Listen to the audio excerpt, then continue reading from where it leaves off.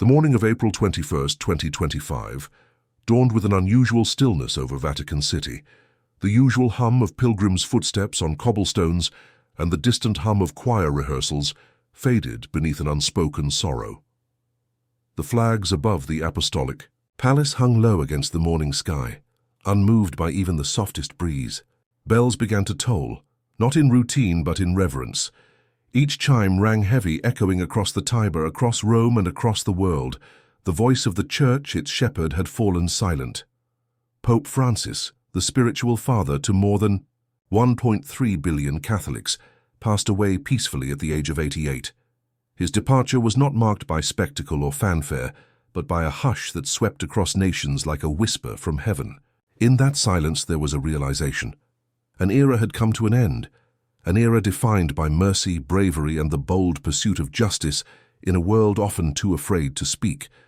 Though his health had declined in recent weeks due to long-standing respiratory complications that returned with stubborn intensity, he had remained active almost to the very end. Those closest to him knew of his struggles, yet the world had not anticipated this day would come so soon. For decades, he had been a symbol of resilience, often pushing through pain, fatigue, and adversity to continue his mission. But in these final days, it became clear that even the strongest voices eventually fall silent. Behind closed doors, he continued to meet with visitors, bless those who came to see him, and write. Just days before his passing, he released a final message, a reflection that now feels like a farewell wrapped in wisdom. It spoke not of fear or regret, but of hope, reconciliation, and the enduring presence of God's grace. And perhaps it was this message, so gently delivered, that left the deepest mark. He did not go with thunder, but with clarity. His final gift to the world was not just his legacy, but his peace. As the news spread, time itself seemed to slow. In Rome, a crowd began to form before the gates of the Vatican. No one asked them to come, they simply did. Some held candles, others clutched rosaries, a few knelt on the cold stone in silent prayer. Among them were the elderly who remembered his first blessing from the balcony, children born during his papacy, and travelers who had once crossed oceans just to glimpse him in person. Each had come to say goodbye, not only to a pope but to a man who had become part of their lives.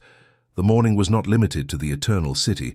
It extended across time zones, languages, and cultures, from small chapels in the Andes to cathedrals, in France, from quiet homes in Nigeria to bustling streets in the Philippines. People paused to honor him. Heads of state offered condolences.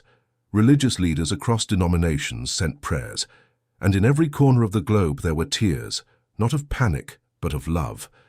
He was never a distant figure cloistered in marble halls. Francis was the Pope who embraced lepers, washed the feet of prisoners, and walked through war zones and refugee camps without fear. He was the Pope who didn't just speak from balconies, he descended into the streets.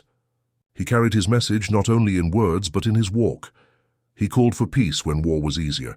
He defended the voiceless when silence was more comfortable. And in a time when polarization threatened the very core of society, he chose unity over division, bridges over walls, truth over applause. He stood with the poor, the forgotten, and the displaced, not as a symbol, but as a brother. And because of that, millions loved him, not only as a pope, but as a witness to what goodness can look like in action. His final days were quiet, but his impact remains thunderous.